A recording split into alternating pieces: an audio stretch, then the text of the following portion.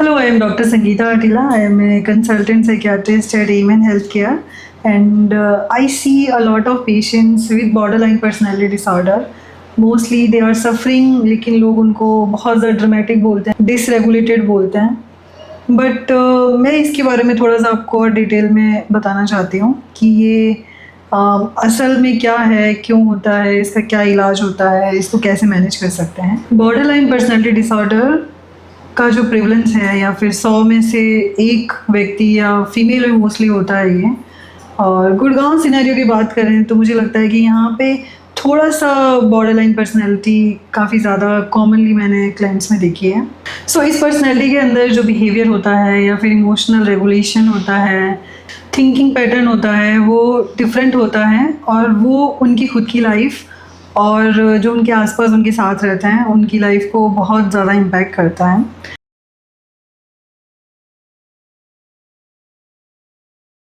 तो मोस्टली ये होता क्यों है? फर्स्टली ये रिसर्च में देखा गया है कि जिनके चाइल्डहुड ट्रॉमेटिक था, ट्रॉमेटिक भी बोल सकते हैं एंड बोल सकते हैं कि बहुत इनवेलिडेटिंग इन्वायरमेंट में वो रहे हैं। फॉर एग्ज़ाम्पल डोमेस्टिक वायलेंस के जो शिकार बच्चे रहते हैं, या फिर चाइल्डहुड सेक्सुअल अब्यूज़ के बच्चे रहते हैं, या फिर ऐसी कोई भी चीज़ जो नॉर्मेटिव चाइल्डहुड से कुछ अलग है, तो ऐसी महिलाओं में मोस्टली ये होता है। ऑल्दो ये मेल में भी होता है बट मोस्टली ये फीमेल्स में देखा जाता है। तो ये जो फीमेल्स जब एडोलेसेंट होती हैं या फिर जो बड़ी होती हैं, तो क्राइसिस जो उन्होंने अपने चाइल्डहुड में देखा होता है वही चीज़ वो अपने एडोलेसेंट और एडल्टहुड में भी कैरी करती हैं। जैसे कि हम जानते हैं कि चाइल्डहुड किसी भी व्यक्ति का एक फाउंडेशन होता है और उस फाउंडेशन के टाइम यदि बहुत सारे डैमेज हो रखे होते हैं तो वो साइकोलॉजिकल स्कार के फॉर्म में एक व्यक्ति में दिखाई देते हैं जब वो बड़ा होता है या बड़ी होती हैं। तो इस तरह से कुछ कारण है बॉर्डरलाइन पर्सनैलिटी डिसऑर्डर के। इसमें फैमिली हिस्ट्री का भी रोल है। फॉर एग्जांपल एक महिला है, उसकी माँ का भी ऐसा बिहेवियर है जिसमें वो बहुत ज़्यादा इम्पल्सिव है, बहुत ज़्यादा झगड़ा करती है, बहुत ज़्यादा गुस्सा आता है। तो वो चीज़ें, तो उस बच्ची का चाइल्डहुड इतना प्लेजेंट नहीं होगा, स्मूथ नहीं होगा, उसका इमोशनल फाउंडेशन थोड़ा सा वीक होगा। तो वो बच्ची जब बड़ी होएगी तो फैमिली हिस्ट्री प्लस वो जो नेचर और नर्चर दोनों की बात है, तो उस दोनों ही चीज़ें इन्वॉल्व होके उस बच्ची को बड़े होके पर्सनैलिटी इश्यूज़ आने लग जाते हैं।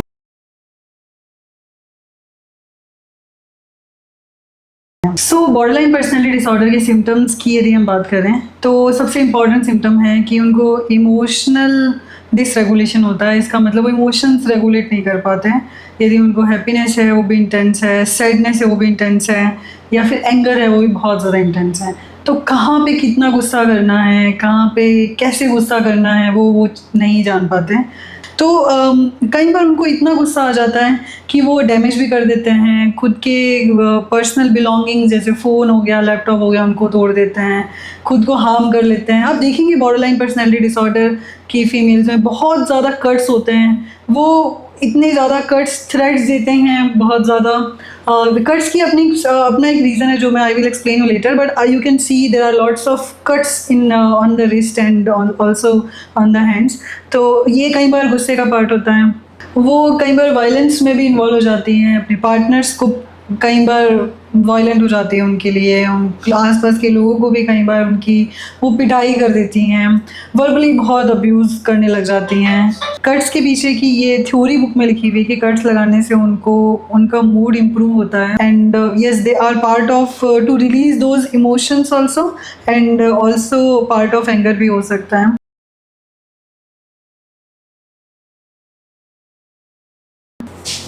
Fear of abandonment is also important symptom. उन्हें हमेशा ऐसा लगता है कि फ़लान व्यक्ति मुझे छोड़ के चला जाएगा, तो उनसे सेपरेट होना काफ़ी मुश्किल होता है और उनकी क्रॉनिक फीलिंग होती है कि सब व्यक्ति मुझे छोड़ के चले जाएंगे। मोस्टली रोमांटिक रिलेशनशिप में देखने को मिलता है। जब भी उनका छोटा सा झगड़ा होता है तो उस चीज़ में ट्रिगर हो जाता है कि अब तो ये मुझे छोड़ के ही चला जाएगा। और मोस्टली फिर उसके बाद में जैसे जैसे ये महिलाएं बड़ी होती हैं तो ऐसा इंटेंस जो उनके इमोशंस होते हैं, एंगर होता है, उसकी वजह से उनके ब्रेकअप्स भी बहुत ज़्यादा कॉमन होते हैं। फिर लोग उनको छोड़ के जाते भी हैं तो ये जो विशियस साइकिल है या फिर ये जो लूप है उसमें वो फंस जाती हैं। फिर आगे भी उनके रिलेशंस और डिफ़िकल्ट हो जाते हैं कि जैसे ही थोड़ा सा झगड़ा हुआ फिर दे स्टार्टेड टू फील कि उनको वो छोड़ के चले जाएंगे because of the past history, और फिर वो पैनिक में चली जाती हैं।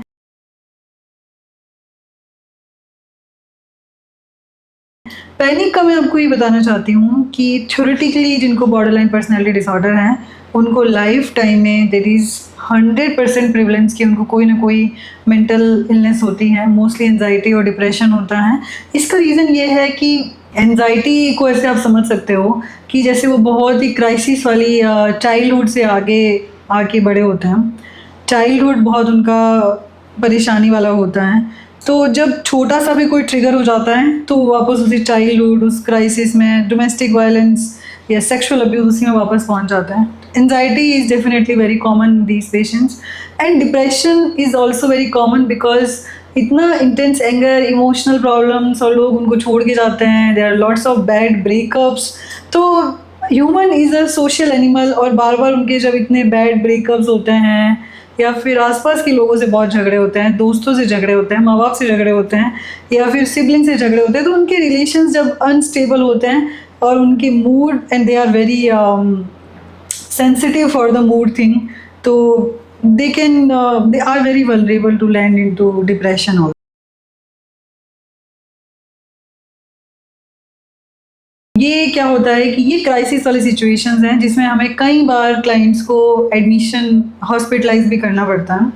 इसमें कुछ टाइम के लिए वो जो क्लाइंट है या महिला है, I am telling this word महिला because most of the patients female होती हैं, so that's why I am using this word. तो जो फीमेल होती हैं उनको कुछ टाइम के लिए वो अपना आपा खो देती हैं और बिकॉज ऑफ दीज स्ट्रेसेस खुद के अंदर भी और बाहरी दुनिया में भी बहुत सारे हो जाते हैं बिकॉज ऑफ दीज ट्रेट्स।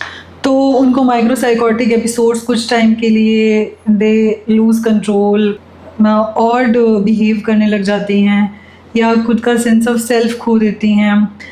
ऐसी चीज़ें फील करती हैं जो है ही नहीं, या ऐसी चीज़ें सुनाई उनको पड़ती है जो है ही नहीं, या फिर ऐसे भ्रम उनको हो जाते हैं जैसे कि लोग मारना चाहते हैं या फिर खाने में जहर मिला रहे हैं या इस तरह की चीज़ें। They are also very common, but ये बहुत ही कम टाइम के लिए होता है।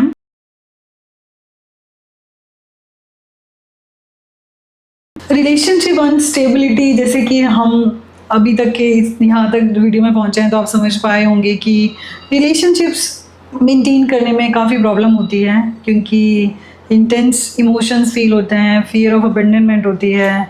तो वो और उन्होंने मोस्टली क्लाइंट्स ने स्टेबल रिलेशनशिप्स जो होते हैं वो एक्सपीरियंस ही नहीं करे हुए होते हैं बिकॉज मैंने आपको बताया कि चाइल्डहुड उनका बहुत डिफ़िकल्ट होता है, तो जो फाउंडेशन है रिलेशनशिप्स की वो बहुत ज़्यादा हिली हुई होती हैं, तो मोस्टली क्लाइंट्स रिलेशनशिप्स मेंटेन नहीं कर पाते हैं।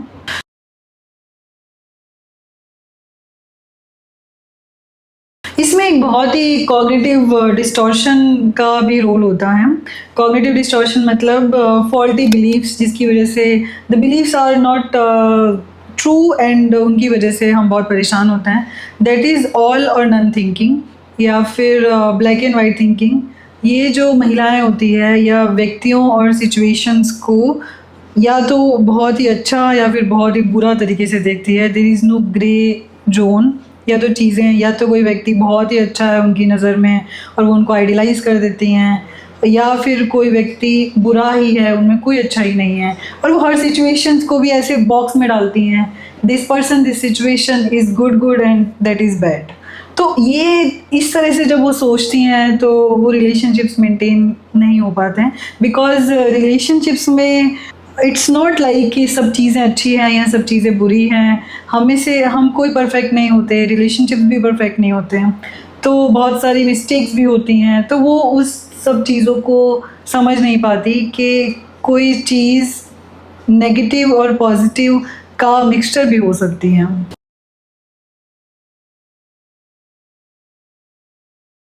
And impulsivity is also one of the most important symptoms of borderline personality disorder. Impulsivity, normal भाषा में impulsivity समझें तो ऐसे कोई भी काम करना जिसके कॉन्सिक्वेंसेस के बारे में हमने नहीं सोचा है, जैसे कि रेकलेस ड्राइविंग करना, अनसेफ सेक्स, इम्पल्सिव बाइंग करना, बिंज ईटिंग करना, नशे करना। ये जो सारी चीज़ें हैं वो बहुत ज़्यादा कॉमन हैं। और जैसे कि मैंने आपको कट्स के बारे में बताया था, वो भी इम्पल्सिविटी का ही पार्ट है कि वो बहुत इम्पल्सिव हो जाते हैं और बहुत जल्दी फ्रेंड्स बना लेते हैं और उन फ्रेंड्स से बहुत जल्दी झगड़ा कर लेते हैं, तो वो भी एक इम्पल्सिविटी का पार्ट होता है।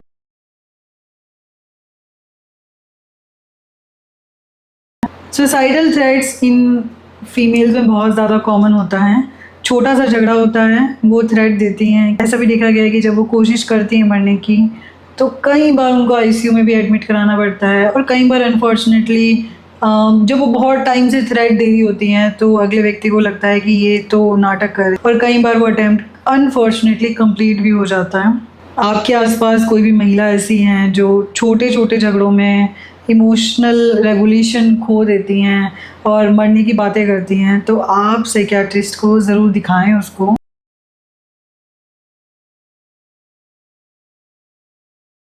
सो there is one more symptom which is little difficult to understand कि ये कैसे होता है। उनमें आइडेंटिटी डिस्टर्बेंस रहता है। उनको नहीं पता है कि वो कौन हैं, उनके क्या वैल्यूज़ हैं, उनके क्या गोल्स हैं। वो अलग-अलग लोगों से इन्फ्लुएंस हो जाते हैं या फिर अलग-अलग लोगों के साथ अलग-अलग पेश आते हैं। ये जिनको रहता है बॉर्डरलाइन पर्सनैलिटी, वो इस चीज़ से कनेक्ट कर पा रहे होंगे कि क्या आइडेंटिटी डिस्टर्बेंस है। It is also a very important symptom of borderline personality disorder.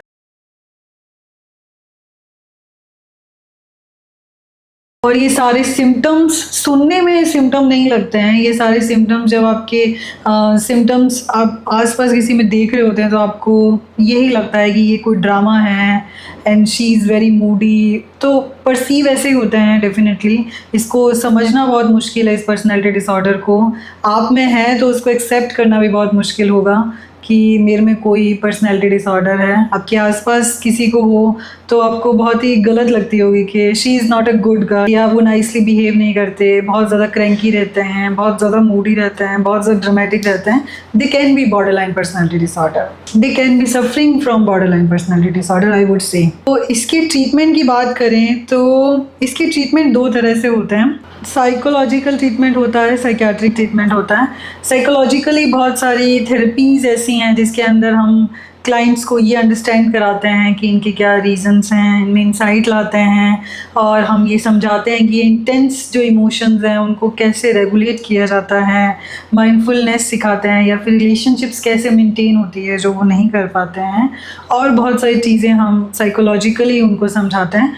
और कई बार जैसे पेशेंट सुसाइडल है या फिर जैसे कि मैंने आपको इस वीडियो की शुरुआत में बताया था कि जिनको बॉर्डरलाइन पर्सनैलिटी डिसऑर्डर है उनमें लाइफ टाइम प्रिवलेंस, इसका मतलब उनको अपनी ज़िंदगी में डिप्रेशन, एंजाइटी और मेंटल इलनेस होने के चांसेस 100% हैं। तो यदि ऐसा है तो हमें साइकियाट्रिक इंटरवेंशन भी ब्रीफली करना पड़ता है।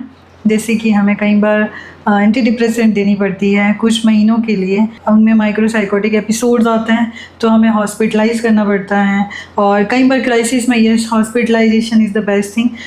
ये कुछ इलाज हैं जो बॉर्डरलाइन पर्सनैलिटी डिसऑर्डर की फ़ीमेल ले सकती हैं और अपनी लाइफ को थोड़ा सा ईजी बना सकती हैं, आसपास के लोगों के लिए ईजी बना सकती हैं, अपना मेंटल वेलबींग ठीक कर सकती हैं।